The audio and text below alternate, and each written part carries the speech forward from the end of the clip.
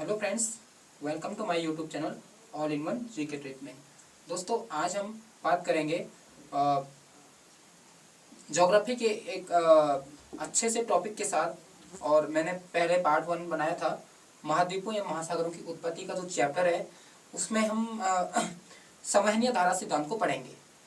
तो फ्रेंड्स, इससे पहले जैसे कि आज जन्माष्टमी है, तो आप सभी को मेरे चैनल की ओर से जन्माष्टमी की हार्दिक शुभकामनाएं।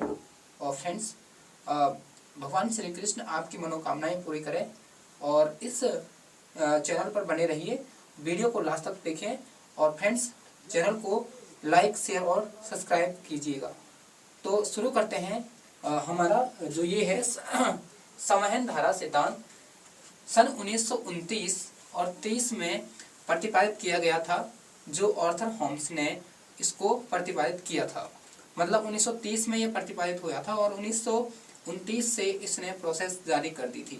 तो फ्रेंड्स, यहाँ पे हम बात करेंगे कि इससे पहले का जो हमने डिस्कस करा हुआ है पार्ट 1 वीडियो में, वैगनर का महाद्वीपीय विस्थापन सिद्धांत, और जिसकी बहुत सारी कमियां रह गई थी, जिसको इन्होंने दूर किया था। मतलब वैगनर का जो महाद्वीपीय विस्थापन सिद्धांत था, सन 1912 में अल्फ्रेड वैगनर ने प्रतिपादित किया था।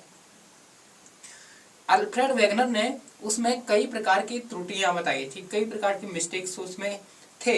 जैसे कि कुछ मिस्टेक्स हम बात करेंगे। दो बल उन्होंने पृथ्वी की भूसन्नति की उत्पत्ति से संबंधित बताए थे। जैसे कि पहला जो बल था वह गुरुत्वाकर्षण और प्लवनशीलता बल था, और दूसरा बल ज्वारीय बल था। मतलब ये दोनों ही बल भूसन्नति के निर्माण के लिए वैज्ञानिक दृष्टि से अमान्य घोषित कर दिए गए। संवहन धारा सिद्धांत आर्थर होम्स ने जो प्रतिपादित किया था सिद्धांत, इसमें वैज्ञानिक दृष्टि से यह सिद्ध होता है कि भूसन्नति का निर्माण इस जो इन्होंने बताया है वो सिद्धांत उसके द्वारा हुआ है। मतलब ये एक वैज्ञानिक दृष्टिकोण पर आधारित एक सिद्धांत है। तो फ्रेंड्स, यहाँ पर हम इस सिद्धांत को आपको बताएंगे। वीडियो को पूरा देखें। भूसन्नति यानी पर्वत हो गया, पठार हो गया, मैदान हो गया, या आपका दरार हो गया, भ्रंश हो गया, और आपका ग्रोवेन हो गया, या फिर ज्वालामुखी संरचनाएं हो गई। उसका जो निर्माण है वह किससे होता है? इनका निर्माण संवहन धारा सिद्धांत में आर्थर होम्स ने पूरी तरह से बताया है, जो एक वैज्ञानिक दृष्टि से प्रमाणिक सिद्धांत है। तो फ्रेंड्स, शुरू करते हैं वीडियो को और बने रहिए वीडियो पर। जो आर्थर होम्स ने भूसन्नति के बारे में यहाँ पर जो पृथ्वी की आंतरिक संरचना है वहां से प्रोसेस को शुरू किया है। सपोज दैट आप ये जान लो कि पृथ्वी की आंतरिक संरचना को, तो फ्रेंड्स आपने जो भूगोल पढ़ा होगा तो आपको नॉलेज होगा आंतरिक संरचना का, कि पृथ्वी की आंतरिक संरचना 3 लेयरों से मिलकर के बनी होती है। ऊपरी लेयर क्रस्ट, और मध्यवर्ती लेयर मेंटल, और अंदरूनी लेयर जिसको आंतरिक लेयर भी कहते हैं उसको कोर के नाम से जाना जाता है। ये जो 3 लेयर्स हैं, ये यहीं से शुरुआत होती है। मतलब चट्टान निर्माण की या भूसन्नति निर्माण की शुरुआत इन्हीं भागों से, किसी एक में से क्या होती है, शुरुआत होती है। तो फ्रेंड्स, यहाँ पे जो मेंटल का जो एरिया था, अभी मैं इसको जो आंतरिक संरचना है डिटेल में नहीं बताऊंगा, क्योंकि वीडियो लंबी हो जाएगी। मैंने इस पर भी सेपरेट वीडियो बना रखी है, तो आप चैनल पर जाकर के वो वीडियो देख सकते हैं। अभी जिसको पता नहीं है, तो लेयर्स जो होती हैं वहां पर जो मेंटल वाली लेयर्स है, यानी जो बीच वाली लेयर्स है, उसको इन्होंने 2 भागों में बांट दिया गया। फ्रेंड्स, इन्होंने मेंटल वाले भाग को 2 भागों में बांटा। माना फ्रेंड्स, ये आपका, अगर माना ये नीचे वाला जो भाग है ये आपका मेंटल है। नीचे वाला भाग जो है, सपोज दैट मेंटल है आपका, और मेंटल को इन्होंने 2 भागों में बांटा है। एक का नाम, इसका नाम है अधस्थल, और ऊपर का भाग इन्होंने क्रस्ट माना है। मतलब मेंटल के ऊपरी भाग को क्रस्ट कहा है और निचले भाग को अधस्थल कहा है। और फ्रेंड्स, क्वेश्चन आता है कि संवहनीय धारा सिद्धांत में जो ताप का विकिरण होता है, यानी जो भूसन्नति के निर्माण की प्रोसेस शुरू होती है, वह किस भाग से होती है? तो वह मेंटल के अधस्थल के भाग से होती है। और यहाँ पे इसलिए होती है फ्रेंड्स, क्योंकि जो ऊपर का जो क्रस्ट वाला भाग है ये ठोस अवस्था में, तथा जो निचला जो अधस्थल है ये अर्ध तरल अवस्था में पाया गया है। मतलब कुछ ठोस और कुछ तरल अवस्था में जो अधस्थल है वह हमारा पाया जाता है। अच्छा फ्रेंड्स, यह अधस्थल तरल और ठोस अवस्था में पाए जाने के पीछे कारण है फ्रेंड्स, कारण क्या है? कारण है रेडियो एक्टिव पदार्थ। कारण है फ्रेंड्स, जो यहाँ पर जो मिलते हैं, जो पाए जाते हैं रेडियो एक्टिव पदार्थ, इनके कारण ही यहाँ पर जो ताप है, जो तापमान डिफरेंस ताप इसमें पाई जाती है, उसके कारण ये अर्ध तरल अवस्था में है। और इसी के कारण से यहाँ से धरातल जो भूसन्नति निर्माण है उसकी प्रक्रिया जारी रहती है। अच्छा, तो फ्रेंड्स हम बात करेंगे रेडियो एक्टिव पदार्थ के बारे में। थोड़ा सा आपको नॉलेज दे दूं कि क्या होता है रेडियो एक्टिव पदार्थ। तो फ्रेंड्स, रेडियो एक्टिव पदार्थ उन पदार्थों को कहते हैं जो निरंतर ताप का विकिरण करते रहते हैं। ताप का ऊर्जा का विकिरण, यानी ऊर्जा वहां से निकलती रहती है। ऐसे पदार्थ जिनसे ऊर्जा मुक्त होती रहती है, लगातार ऊर्जा मुक्त होती है। और यह ऊर्जा जो है वह अल्फा, बीटा और गामा और इलेक्ट्रॉनों के रूप में होती है। अल्फा, बीटा और गामा और इलेक्ट्रॉनों के रूप में जो ऊर्जा को क्रिएट करते रहते हैं फ्रेंड्स, उत्पन्न करते रहते हैं, उनको कहते हैं रेडियो एक्टिव पदार्थ। अच्छा, रेडियो एक्टिव पदार्थ में कुछ नाम जो है, जैसे कि यूरेनियम होता है, थोरियम होता है, कैडमियम होता है। यूरेनियम, थोरियम, कैडमियम और एक्सेट्रा बहुत सारे प्रकार के, कुछ नेचुरल होते हैं, कुछ नेचुरल नहीं होते हैं, कुछ बहुत सारे पदार्थ होते हैं जो क्या होते हैं रेडियो एक्टिव कहे जाते हैं।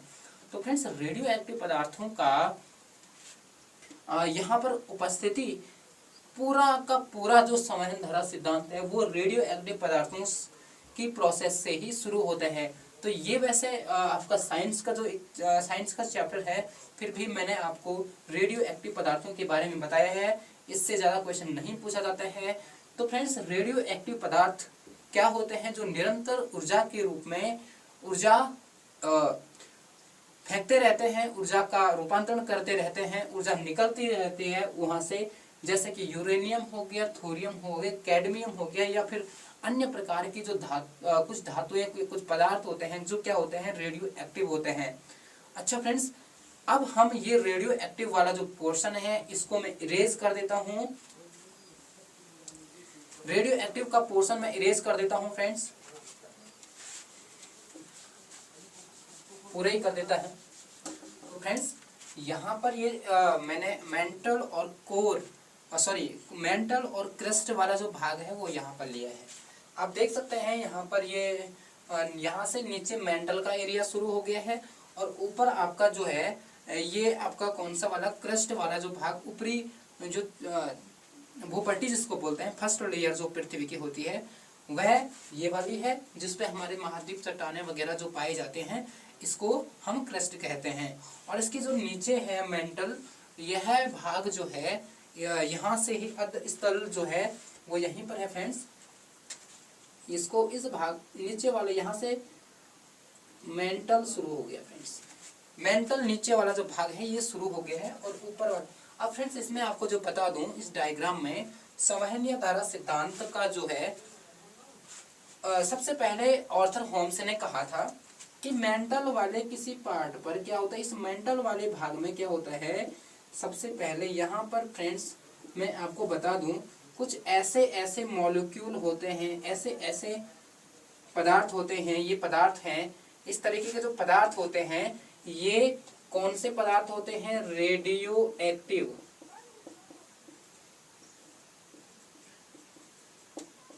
मेंटल वाले भाग में फ्रेंड्स कौन से पदार्थ होते हैं? रेडियो एक्टिव पदार्थ होते हैं।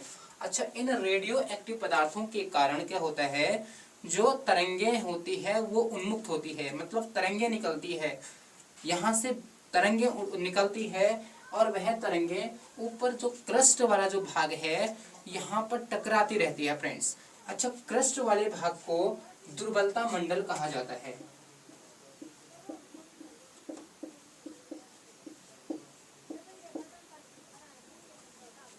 क्रस्ट वाले भाग को फ्रेंड्स दुर्बलता मंडल कहा जाता है।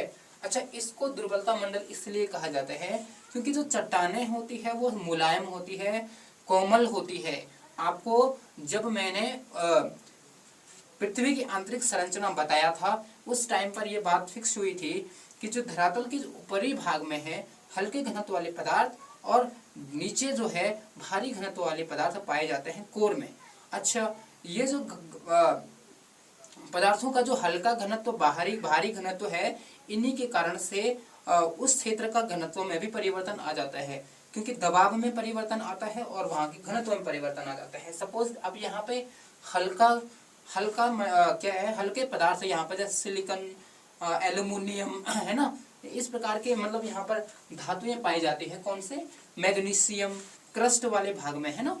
तो ये हल्की धातुओं के कारण क्या होता है फ्रेंड्स, हल्की धातुओं के कारण इसका घनत्व कम रहता है, जिस कारण से इसको दुर्बलता मंडल कहा जाता है।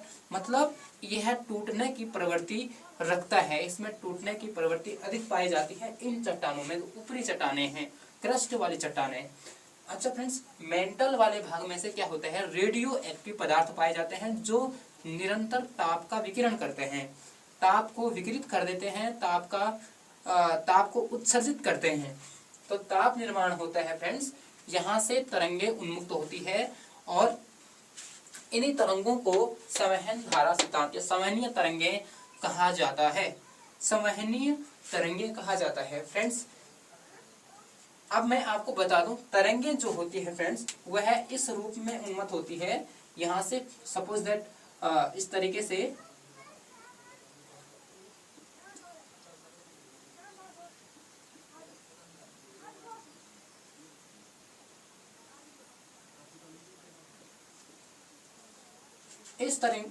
इस तरीके से तरंगे यहाँ पर उन्मुक्त होती है। और फ्रेंड्स मैं आपको बता दूं कि सपोज उदाहरण के लिए आप समझेंगे कि सपोज दैट क्या होता है, आप उदाहरण के लिए आप पानी गर्म करते हैं किसी बर्तन में, और यदि आप पानी गर्म करेंगे तो क्या होगा, आप जो बर्तन आप चूल्हे में रखे हो वह उस बर्तन में आपने पानी रखा हुआ है, और जब तापमान बढ़ता है उस पानी का तो उस पानी में से बुलबुले उड़ते हैं। और आप जरा गौर से देखना है, वह बुलबुले मतलब नीचे से ऊपर की ओर आते हैं, नीचे से ऊपर की ओर आते हुए दिखते हैं। अच्छा, नीचे से ऊपर की ही ओर क्यों आते हैं फ्रेंड्स, क्योंकि क्या होता है, जो ये तो जो तरंगे होती है, जो ये बुलबुले होते हैं, इनका यह गुण होते हैं कि यह उच्च तापमान से निम्न तापमान की ओर प्रसारित होते हैं, अग्रसर होते हैं। तो फ्रेंड्स, अब आपका जो तली होगा, किसी बर्तन की जो तली होगी वहां पर निम्न ताप और ऊपर की ओर क्या होगा, कम ताप पाया जाता है। इसलिए जो निम्न ताप, ज्यादा ताप से कम ताप में क्या होता है, ऊर्जा तरंगे पहुंचती है। तो फ्रेंड्स, यहाँ पे जो रेडियो एक्टिव पदार्थ हैं ये तापमान को क्रिएट करते हैं, इनके कारण तापमान बढ़ जाता है। अच्छा, तापमान बढ़ जाने के कारण क्या होता है, ये लिक्विड वाला एरिया है, आधा पानी वाला एरिया है, तो यहाँ से क्या होता है, बुलबुले उड़ते हैं, तरंगे उड़ते हैं इस रूप में। तो फ्रेंड्स, यहाँ पे बहुत बड़ा इस तरीके से बुलबुले उठेंगे।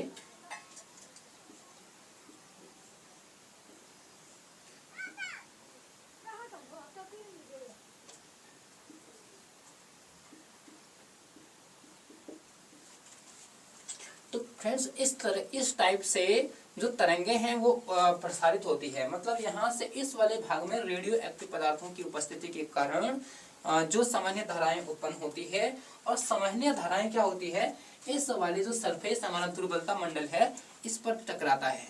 अच्छा, टकराव से क्या हो जाता है फ्रेंड्स, टकराव से भूसंरचनाओं का निर्माण होता है। आपको अगर आप बताओ हम कहीं पर टक्कर मारते रहेंगे किसी चीज़ पर, तो वह चीज़ वहाँ से धंस जाएगी, या वह चीज़ वहाँ से हिल जाएगी, या फिर उस चीज़ का विस्थापन हो जाएगा। तो फ्रेंड्स यहाँ पे हम बात करें तो जो रेडियो एक्टिव पदार्थ जो तरंगें उत्पन्न हो रही है, समय धाराएं, ये भूसन्नति, ये उस प्रॉपर्टी पर क्या करके प्रेशर मार करके क्या हो जाता है, भूसन्नतियों का निर्माण होता है। अच्छा, कुछ भूसन्नतियां जो बन रही है फ्रेंड्स, यहाँ पर देख लीजिए आप, जब तरंगे यहाँ से इस तरीके से जाती है तो यहाँ से ऊपर ये इस वाले भाग को यहाँ पर क्या कर रहे हैं, ये उठा दे रहे हैं। तो इस तरीके से यहाँ पर टक्कर मार के ये भाग उठ जाता है, और फ्रेंड्स यहाँ पर बार बार टकराव के कारण क्या हो जाता है, ये भाग जो है वो यहाँ पर धंस जाता है। इसको भ्रंश कहते हैं,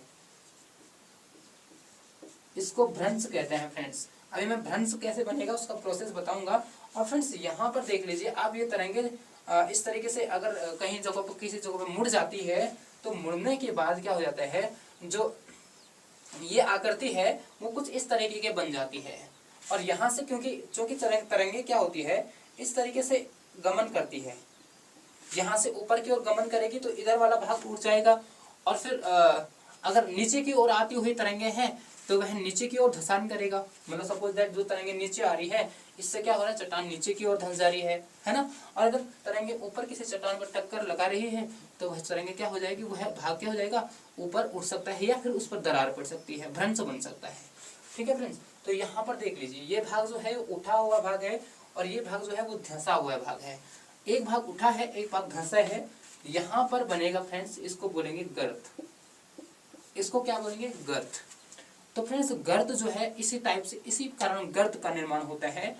और उसके बाद हम बात करेंगे जो है इस तरीके से यहाँ पर भूसन्नति का निर्माण होता है। तो ठीक है फ्रेंड्स, तो यहाँ पर ये बन गया हमारा ज्वालामुखी। ज्वालामुखी क्योंकि जो नीचे जो रेडियो एक्टिव पदार्थों के कारण क्या होता है, ताप बढ़ जाता है। ताप बढ़ने से जो कुछ पदार्थ जो है वो इस तरीके से गल जाते हैं। मतलब ये गले हुए पदार्थ यहाँ पर मैंने बना रखे हैं, गले हुए पदार्थ। ये कुछ पदार्थ यहाँ पर क्या हो जाते हैं, गल जाते हैं। और जब भ्रंश बनता है, दरार बनता है, तो वो उस दरार के माध्यम से ऊपर की ओर, जैसे कि आपको ज्वालामुखी अगर पढ़ा होगा तो उसमें आपको पढ़ा होगा कि ज्वालामुखी क्या होता है, दरार के ऊपर से, दरार के माध्यम से ऊपर धरातल पर आता है। तो इस तरीके से यहाँ पर ज्वालामुखी जो है वो किसी सुराग के माध्यम से चट्टान पृथ्वी पर आता है, और क्या हो जाता है, ज्वालामुखी पर्वत का निर्माण हो जाता है। अच्छा, यहाँ पे ये एक पर्वत, ये पर्वती है ज्वालामुखी। इसमें हमने बात की है, ज्वालामुखी पर्वत का निर्माण हो रहा है फ्रेंड्स। दूसरे यहाँ पर भ्रंश का निर्माण हो रहा है, और गर्त का निर्माण हो रहा है। इसके अलावा फ्रेंड्स यहाँ पर जो निर्माण होगा वह होगा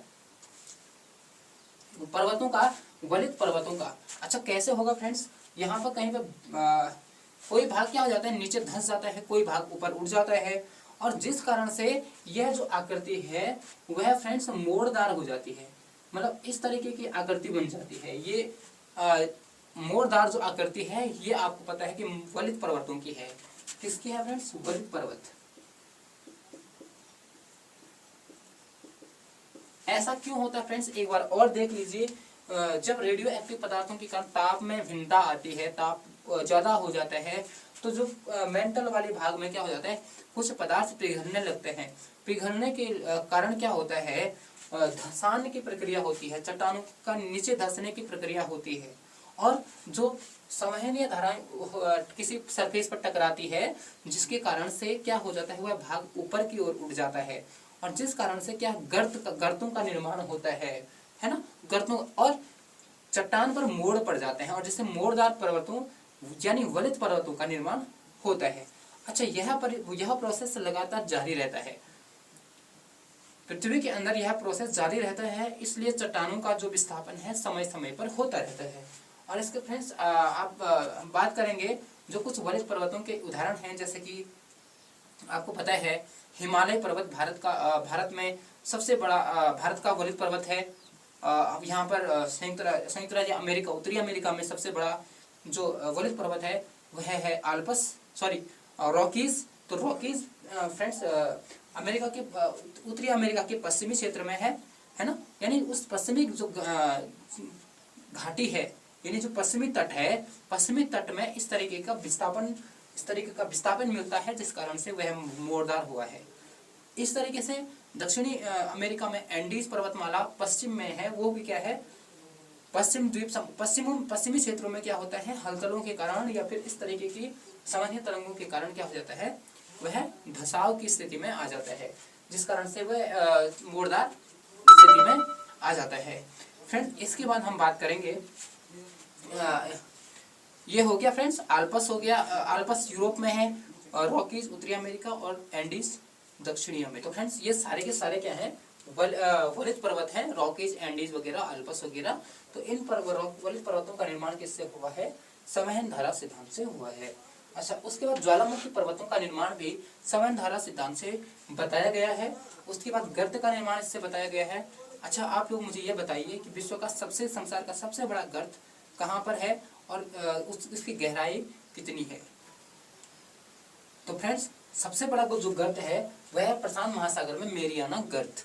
तो मेरियाना गर्त जो है वह संसार का सबसे बड़ा गर्त है, जिसकी जो गहराई है वह है 11 किलोमीटर की, 11 किलोमीटर निचला गर्त है। तो इस तरीके से फ्रेंड्स संवहन धारा सिद्धांत आर्थर होम्स ने दिया था और इसकी भी काफी कमियां रह गई थी, जैसे कि इसने केवल ज्वालामुखी पर्वत, वलित पर्वत या आपके भ्रंश पर्वत का जो है उदाहरण यहाँ पर दिया है कि इनका निर्माण इससे होता है, लेकिन कुछ और तरीके से जो बनने वाले जो पर्वत हैं उनका यहाँ पर निर्माण प्रोसेस नहीं बताया गया है ना।